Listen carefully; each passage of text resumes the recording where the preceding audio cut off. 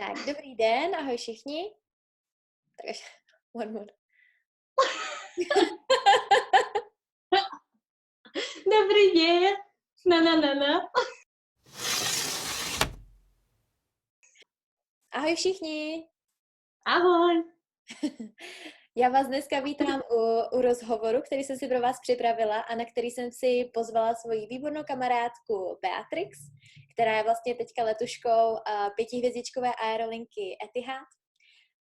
And from now on we will speak in English because Beatrix is Hungarian and she doesn't speak Czech. So this interview will be in English. And Sorry, guys. I would like to start with a few words about Beatrix. So she's my ex-colleague. We used to work together for Smartlinks Airlines, and we used to live in England, in Crawley together. Creepy Crawley. Oh my God. And I have one memory of Beatrix that I want to say. I remember because we lived separately in England. I lived in a hotel and she lived in an apartment. And I remember going to her apartment and visiting. And I walked into her room and I saw a big poster with Etihad cabin crew. And I was like, wow. And I asked Beatrix, like, why do you have this poster here? She was like, yeah, it's my big dream to become one day Etihad cabin crew. And I was like, yeah, and why don't you apply or why don't you try anything? And she was like, well, it's my dream since I was a child and I don't think it's possible to get there. And now look where she is. Like, she's Etihad cabin crew, and today she will tell us a little bit about it. So what do you like the most about this job? Ooh, there's so many things I like about it, actually. The most, obviously, traveling. Like, I know it's like everybody's saying the same, but obviously not every day is the same. Every day is different. You meet new people. You're always working with new colleagues. Sometimes you fly with one person, you will never fly with him or her again, you know? That's what I really like, that it's always changing, different cultures, different countries. I feel like this job is for me kind of a vacation, because in that term, obviously when we are on board, we're working very hard, but like whenever we get to the destination, we just forget everything, you know? We just go outside sightseeing, just, I don't know, have a drink on a terrace in Paris, or just go for, I don't know, just lay on the beach in Phuket and then have a massage and then drink our coconuts, you know? And it's just like, I don't know, I think I could not ask for anything else, because this is just perfect. Obviously, it's also sometimes really tiring, but I don't know, maybe because I'm also like not for too long in this, but I'm still so excited wherever I go, whatever I do, just about my new colleagues, to meet them, just the new passengers, new cultures, new country, new city, doesn't matter. I'm just excited, like too much excited. Yeah, even like after 3 years of flying, you are still excited. Like, there's so many places left to go, you know, and to visit. It's so nice. Yes. Yeah, and what do you like the least about the job? The least? Well, I think the quite demanding that you are like working different time of the days, different time zones, you know, and sometimes you are very tired because you cannot get enough sleep, because you are jet lagged, or because you have to work during the night, which is like quite demanding. But I think only this is the part which I would say, because I am like a big sleeper and I really like to sleep. So if I cannot sleep, I get pissed. So I would say maybe this, but still, like, you know, at our previous company, we had a lot of early morning flights when we basically had to wake up like 3-4 in the morning, which I think it's even worse. Like, I still prefer night flights, you know, start at 1 a.m. or whatever, then go to sleep at 7 or 8 and go and wake up like 3-4. No, I cannot do that anymore. And here I think Etihad is perfect for me, because most of our flight, it starts like in the night, or like 1 in the morning, 2 in the morning, which is perfect. So we don't really have early morning ones, so thank God, because I'm not a morning person. So I'm really happy about it. Yeah. You are the same like Lubica. When we did the interview with our ex-colleague Lubica, she said the same, that she's a night person. And I'm definitely not a night person. I'm definitely like morning person. So You're a morning person, of course. For me, yeah, like, no, yeah. I agree. And I have another question. Can you manage to have personal life? Because everyone is like curious when you're a flight attendant, if you still can have a boyfriend and if you still meet your friends. So how is this for you? Well, I have experience in this, so I can actually talk about it because I was in distance relationship for 2.5 years, which means that I could basically manage it. Obviously, it was hard, but yeah, if you want something, you can do it, definitely. And I think if you are in the same city, it's much easier, you know, because our previous company at SmartLinks, the thing was like we were moving all the time, you know, in every couple of months we changed country, we changed city, so that was more like challenging. But now basically I have my home here in Abu Dhabi, you know, and yeah, it's just like you have a base, like, which is not gonna change like ever. So yeah, and obviously I think we have much more free time than in any other job, because obviously if you work in an office, probably you have the weekend off and the rest of the days you work. But like with this job, you have much more off days, and yeah, it's definitely possible to have like boyfriends, you know, or a girlfriend or whatever you want, you know. Obviously it can be challenging sometimes because you might be like in another country for a couple of days, but then you come back and you have like 3-4 days off which you can spend with him, and this is much better than just to spend 2 days like for a weekend. So I think it's definitely possible.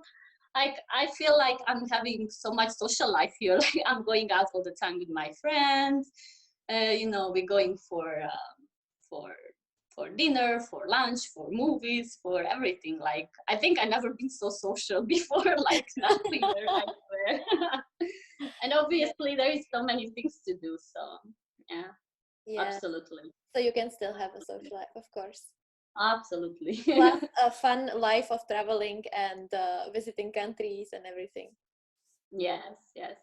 Nice. So can you tell me about Abu Dhabi? Was it for you challenging to live in Arabic country? Well, I thought that it might be challenging because I didn't know what to expect, as I never been to the Middle East before, you know. But I also obviously read about it and I heard about it that Abu Dhabi is quite open-minded, just as Dubai. And there's, I think, like 80% of the people, they are expats. So locals, they are like really, really few people who lives here, which made this country super international and super easygoing and super open-minded, I could say. Like, I just feel like I'm in Europe. Like, I cannot even feel any difference.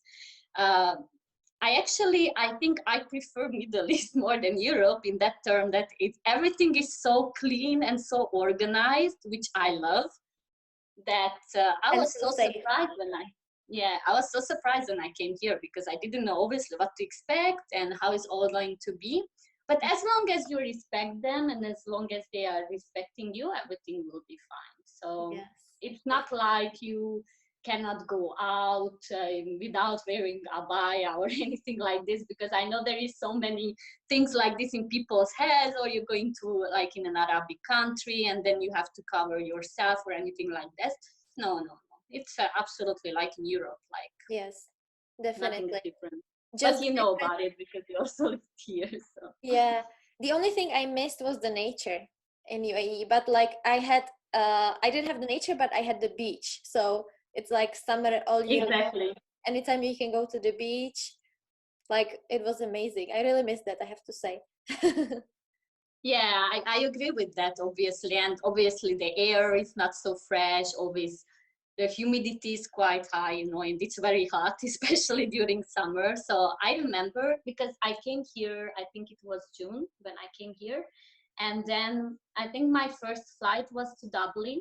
And I remember as I get off the airport and I could smell that fresh air, I almost had to cry. Like, I was like, oh my God, I missed it so much. And it was just such a good feeling, you know. I know.